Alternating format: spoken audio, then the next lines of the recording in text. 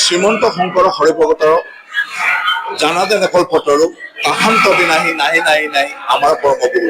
আৰু আজি ভাদ মাহৰ প্ৰথম দিন, এই পবিত্ৰ ভাদ মাহত আজি অসমৰ আকাশে বতাহে কেৱল হৰিনামৰ ধ্বনি। আৰু ময়ো উপস্থিত আছো যোৰহাট ঢেকীয়াখোৱা বৰ নামঘৰত।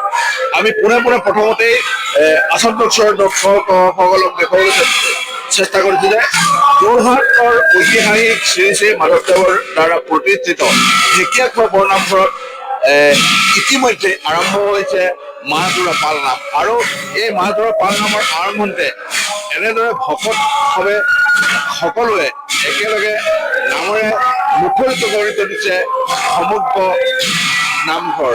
আৰু আমি দেখুৱাইছো যে যোৰহাটৰ ঐতিহাসিক ঢেকীয়াখোৱা বৰ নামঘৰত, এই ঢেকীয়াখোৱা বৰ নামঘৰত ভগৱানৰ আশীষ বিচাৰি আহিছে দেশৰ বিভিন্ন প্ৰান্তৰ হাজাৰ হাজাৰ ভক্ত প্ৰাণ বৈষ্ণৱ। আৰু সকলোৱে মিলি নামঘৰৰ ভিতৰত সকলোৱে একেলগে মিলি ভগৱানৰ চৰণত নাম কীৰ্তন কৰা দেখা গৈছে। পুৱাৰে পৰা এই নামঘৰত আচলতে নাম প্ৰসংগ হৈ আছে। আৰু সমগ্ৰ ভাদ মাহজুৰি এই নামঘৰত নাম প্ৰসংগ হ'ব। আৰু অসমৰ বিভিন্ন প্ৰান্তৰ হাজাৰ হাজাৰ ভক্তপ্ৰাণ বৈষ্ণৱ এই নামঘৰত সমাগম হ'ব। মই কৈছো যে পুনৰবাৰ কৈছো যে এই ঐতিহাসিক ঢেকীয়াখোৱা নামঘৰত, এই ঢেকীয়াখোৱা নামঘৰত শ্ৰী শ্ৰী মাধৱদেৱে প্ৰতিষ্ঠা কৰিছিলে। আৰু এই মাধৱদেৱে প্ৰতিষ্ঠা কৰা ঢেকীয়াখোৱা বৰ নামঘৰত ইতিমধ্যে পুৱাৰে পৰা ভাদ মাহৰ মাহযোৰা যি পাল নাম, সেই পাল নামৰ আৰম্ভ হৈছে। মোৰ সতীৰ্থ মই অকণমান অনুৰোধ কৰিছো যে নামঘৰৰ ভকতসকলে কেনেদৰে নাম প্ৰসংগ কৰিছে তাক দেখুৱাবলৈ চেষ্টা কৰিম।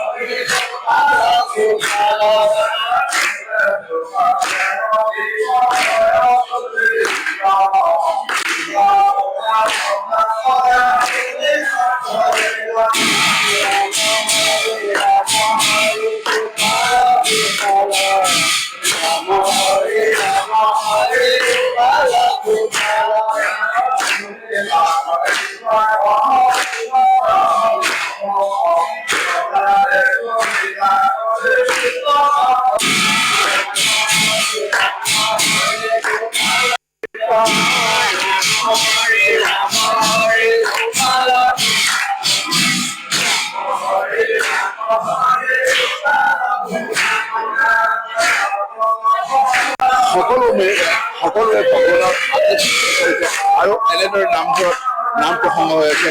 মই অকণমান এগৰাকী ভক্তপ্ৰাণ বৈষ্ণৱৰ ওচৰলৈ গৈছো। তেখেতৰ পৰা মই জানিব পাৰিম বাইদেউ, আজি ভাদ মাহৰ প্ৰথম দিন আৰু এই ঢেকীয়াখোৱা নামঘৰত নাম প্ৰসংগ আৰম্ভ হৈছে। অসমৰ আকাশ বসাত সকলোতে এতিয়া কেৱল হৰিনামৰ ধ্বনি। আপোনালোকে প্ৰতিবাৰে আহিলে? মই প্ৰতিবাৰে অহা নাই, ঘৰতে এবাৰ আহিছো। আৰু আজি ডাঙৰ আহিছো, খালি মহত্বৰ বিষয়ে আগৰ পৰা শুনিয়ে আহিছো, খালি অহাই হোৱা নাই। আজি সুযোগ মিলিলে সেই ক্ষণতে আজি ভাল লাগিছে। ইয়াৰ যোনটো এনাৰ্জি সেইটো বহুত বেলেগ হয়। আহিব লাগে সকলো যুৱক যুৱতী আৰু ফিল কৰিব লাগে কেনেকুৱা লাগে সুন্দৰ পৰিৱেশ। পুৱাৰে পৰা যথেষ্ট সংখ্যক ভক্তপ্ৰাণ বৈষ্ণৱৰ ভিৰ কৰিছে। আপুনিও তাৰ মাজতে? ময়ো তাৰ মাজতে এগৰাকী। মনৰ বাঞ্ছা পূৰ্ণ হয় শুনিছো, খালি মই আজিলৈকে একো বিচৰা নাই। আজি হয়তো বিচাৰিম আৰু সম্পূৰ্ণ হলে গম পাম আৰু হ'ব যে নিশ্চিত। হয়, আচলতে সকলো আহে ঢেকীয়াখোৱা বৰ নামঘৰলৈ ভক্তপ্ৰাণ বৈষ্ণৱ আহে।